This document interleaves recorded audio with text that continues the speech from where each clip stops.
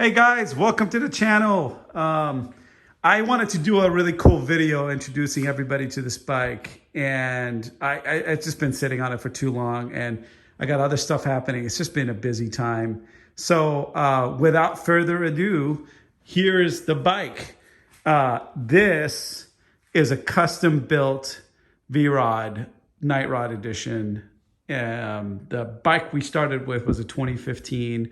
When I say we, I actually found the builder on Instagram last year, and I reached out to him in like August timeline. In September, we finally kind of got a deal together for building me a bike, and he got busy working on it, and it just last month it was ready, and I got it delivered. This bike is exactly everything I wanted and more. I flew to Vegas to check out the final build, and it just kind of, it blew me away. It was more than I was even expecting. The lines, the paint, the components, just incredible stuff. And as you can see, it's just gorgeous.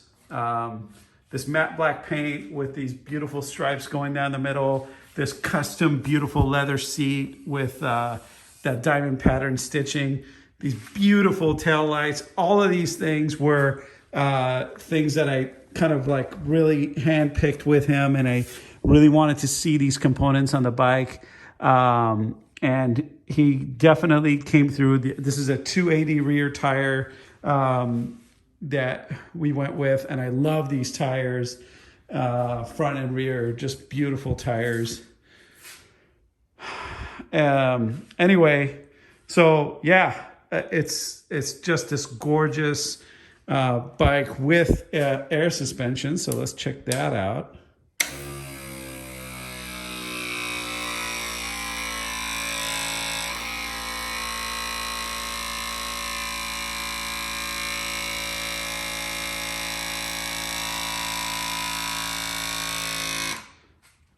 There we go. And that's obviously the riding position. And I mean, look, this isn't a long distance rider. These drag bars, they look a lot cooler than they ride. And this was never really meant to be a long distance riding bike for me. This is more like a half an hour to an hour max, kind of a riding bike, and more kind of show than anything else, I think. But I've just always been absolutely in love with the looks of the V-Rod. And once I saw what Devin did, his name's Devin Diego, by the way. You can find him on Instagram. I'll leave a link below to his Instagram. Once I saw his designs, I absolutely fell in love with it. I'm sure you've seen some of his designs on Instagram. The kind of the one that made him famous was the one with that crazy kind of like projector headlight, the dual headlight. I don't really like that look, so I went with this headlight, which I really like. And the Leo Vinci pipes. Love all that carbon fiber here, very understated. And then we had the pipes all Cerakoted and everything. The bike itself is in beautiful shape. The donor bike that it came, that it originated from, 7,500 miles on the bike. It's a 2015, and you kind of want to start with a 2012 or above. Yeah, he just knocked it out of the park. It's more than I could have ever hoped for. I'll give you just a nice pan off the side of this bike here and give you a good look into it.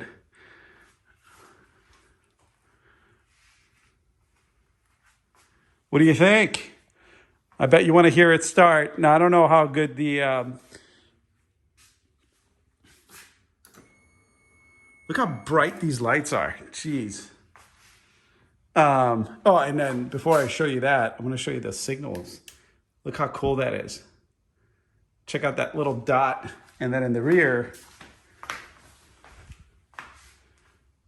look at that. Pretty sick. Cancel it. And all right, so I don't know how good it's going to sound with my little iPhone mic here, but here goes.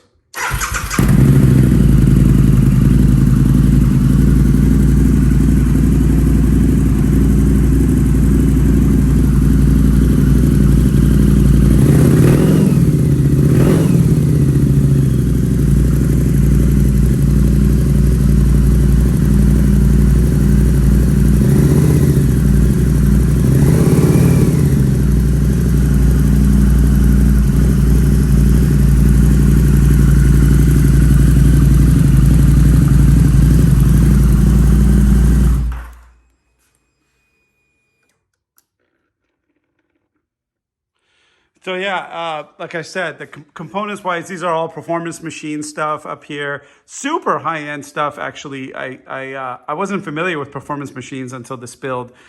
They make some really nice stuff. Now, keep in mind, this is my first Harley, probably my last Harley. I'm not into Harleys in general, and as you know, V-Rod is not your typical Harley. This was a collaboration between Porsche and Harley. Now, I actually ordered the Porsche side plates for it. The engine was actually designed by Porsche back in the day. The V-Rod ran from I think 2000 and 1990. No, wait, no, 2006 through 17 or 2003 through 17. I don't quite remember right now. It's not important. This is a 2015. Last ones were in 2017. There's a lot of variations of the V-Rod. There's like the Screaming Eagle edition. There's the V-Rod Muscle. There's the Night Rod edition. And there's all these little goofy ones in the middle that are very similar to each other. But the Night Rod edition was always my favorite.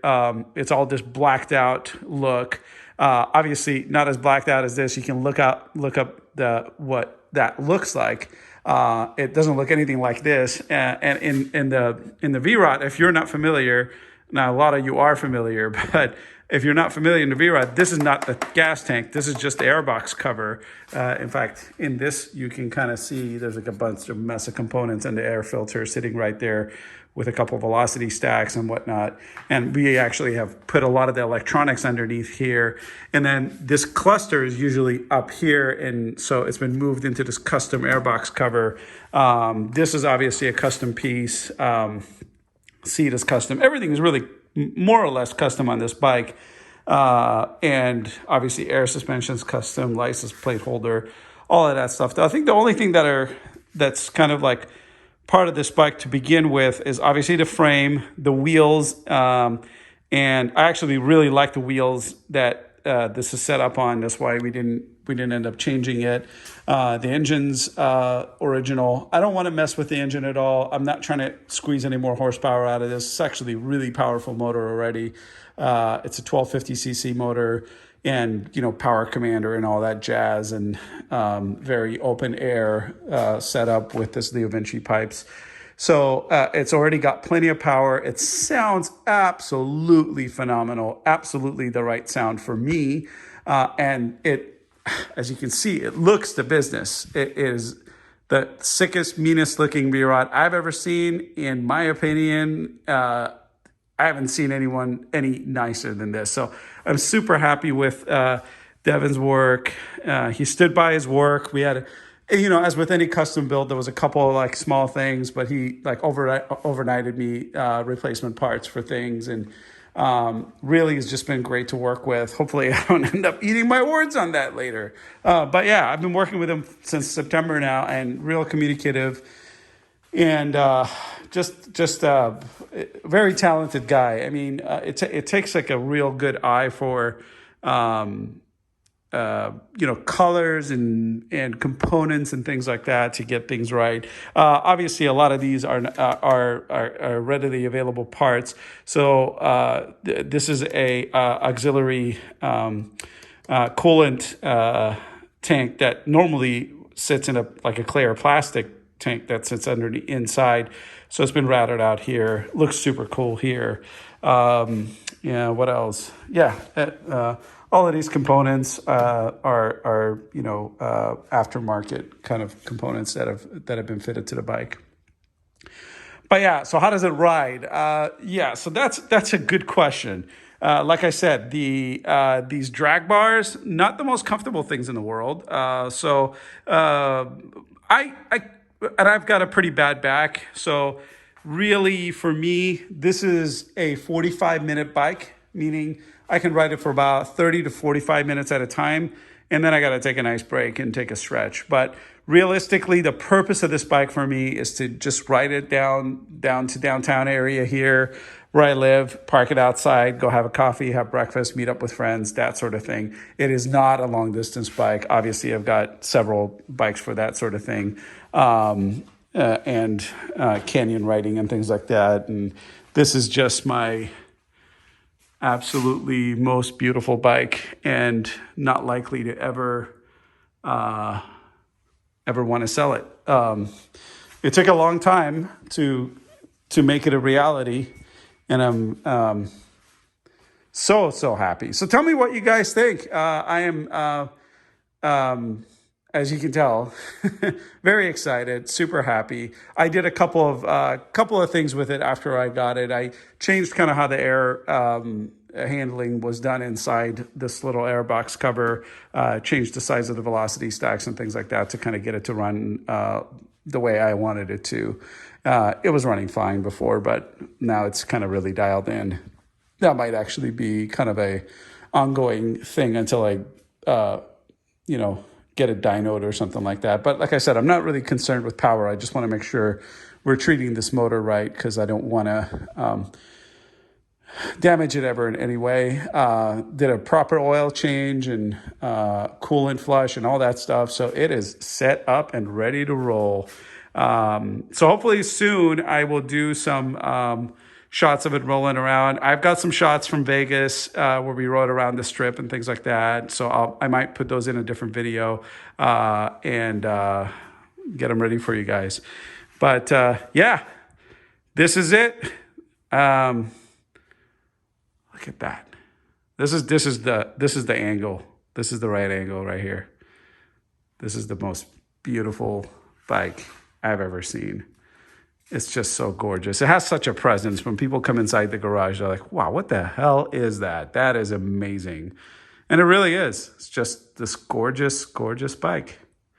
Also, thank you guys in the VROC community, man. I've had so many questions. No one's seen the bike yet, but I've had a lot of questions about things. I wanted to make sure I get a perfect start at this thing and set it up before I do any kind of long, hard riding with it or anything like that. And people have just been so cool and responsive. And everybody just wants to help. And there's a lot of jokers out there, like at any bike forum, but the Facebook VROC communities, there's a lot of them. And they're super cool. These bikes are super popular in Europe, by the way. They're obviously popular here in the U.S., but not so much in California. I don't really see them in California very often. There's quite a few of them on the East Coast and the Midwest, but countries like Germany and the U.K. and places like that, and Australia.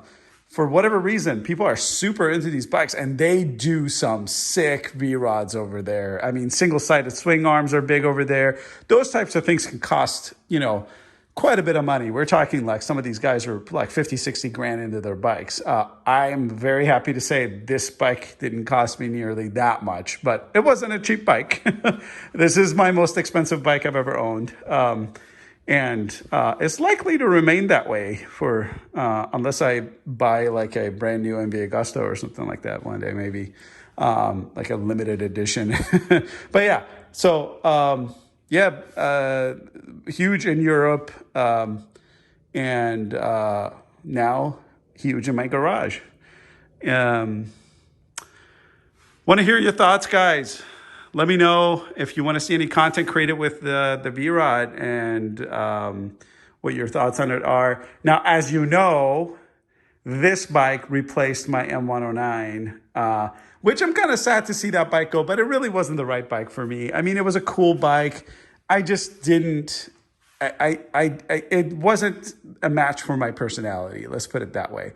They're both great bikes. And the M109 and the V-Rod kind of go head to head a lot, in a lot of these kind of like, muscle cruiser conversations. And I've always liked the looks of the V-Rod more. And when it comes to bikes like this, like these muscle cruisers, look, you're not going to throw these in a canyon. The speed is only really for show. Who cares? I mean, what are you going to go to? Some people take them to drag strips. That's not my scene, right? So so really the only other thing left other than performance is looks. Now, whether or not this is a more higher performing bike or the M109, it's irrelevant to me. I think the M109 might be a little faster from some of the videos I've seen, but they both pull harder than I ever would want to have be pulled in, sitting in that C-shaped position. This is where my feet are. That's where my ass is, and that's where my hands are. So I'm like in a perfect like C-shaped position, more like a greater than sign. So in that position, I don't care to go a whole lot faster than this thing can pull me. In fact, I don't even go as fast as this thing can pull me. Shifts absolutely beautifully now, and just pulls super hard. Yeah. I'm kind of rambling, guys. I'm just super excited to share it with you guys, and hope you enjoy it. And yeah, hopefully I'll have some more V-Rod content for you soon. But for now, I've got to go get ready for a delivery that's coming tonight. So cheers, stay safe and on two wheels. See you next time.